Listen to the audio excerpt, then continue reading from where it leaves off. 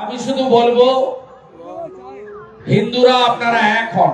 এটা রাজনীতির বিষয় নয়, এটা অস্তিত্বের লড়াই। বাংলাদেশ দেখেছেন 600 মন্দির ভেঙে দিয়েছে। 47-এ যেদিন দেশ ভাগ হয় 33 ভাগ হিন্দু ছিল, আজকে 7% হিন্দু। 1951 জনগণনায় আমরা বাংলায় 85 ভাগ হিন্দু ছিলাম, আজকে 67 ভাগ হিন্দু।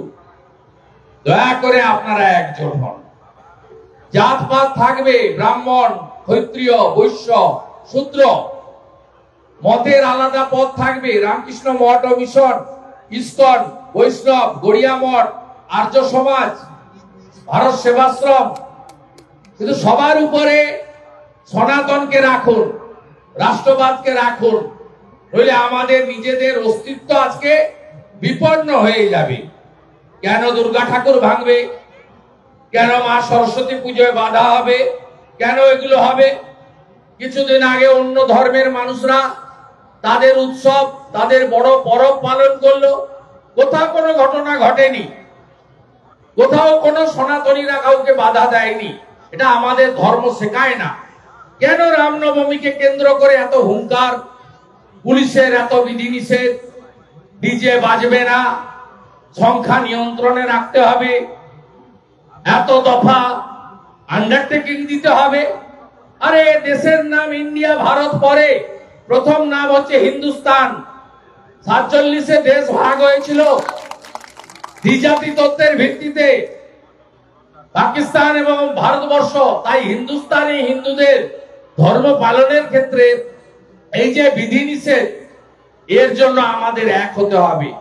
আমরা অনেক কিছু চাওয়া পাওয়ার জন্য ভয় ভীতি নিয়ে, আমার ঘরে তো কিছু হয়নি, ও তো মোথাবাড়িতে হয়েছে, এই যে আমাদের মধ্যে এই বোধ, এটা কাটাতে হবে। কাল যাহা মোথাবাড়ি, আজ তাহা আমার বাড়ি, আগামীকাল তাহা আপনার বাড়ি।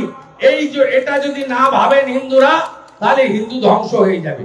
আপনি ভাবতে পারেন হেড়িয়াতে একটা সমবায়ের ভোট হয়েছে, আমি সে প্রসঙ্গে যাব না, অরাজনৈতিক মঞ্চ, সব দলের লোক আছে, কিন্তু সেখানে দাঁড়িয়ে বলবে চণ্ডীপুরের একটা ছানা হিন্দু হটাও।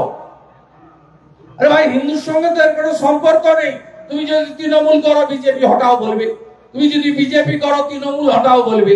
তুমি যদি সিপিএম করো, তৃণমূল বিজেপি দুটোকে হটাও বলবে। কিন্তু হিন্দু হটাও বলছো কেন?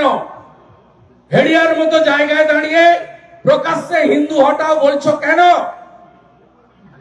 এই যে ক্ষমতা, এই যে সাহস, এটা অন্য কাউকে করতে পারবে? আমরা এত সংখ্যায় থাকার পরেও আমরা যদি নিজেদের মধ্যে বিভাজন রাখি, নিজেদের মধ্যে ব্যক্তিগত ইগো রাখি, তাহলে আমাদের পরিণতি বাংলাদেশের হিন্দুদের মতো হবে। সবাই ভালো থাকবেন। পূর্বজোড়া যুব গোষ্ঠী স্বামী বিবেকানন্দের মন্ত্রে চরৈবতী চরৈবতী বলে এগিয়ে চলো। নিজ ধর্মে আস্থা, অপর ধর্মে শ্রদ্ধা, আর গর্ব করে বলুন আমি হিন্দু। এটা আমার কথা নয়, স্বামী বিবেকানন্দের কথা। আমাদের ভিডিও ভালো লাগলে লাইক এবং শেয়ার করুন। কমেন্ট সেকশনে গিয়ে জানান আপনাদের মতামত। আরও ভিডিও পেতে আমাদের চ্যানেল সাবস্ক্রাইব করুন এবং প্রতি মুহূর্তে খবরের আপডেট পেতে প্রেস করুন বেল আইকন।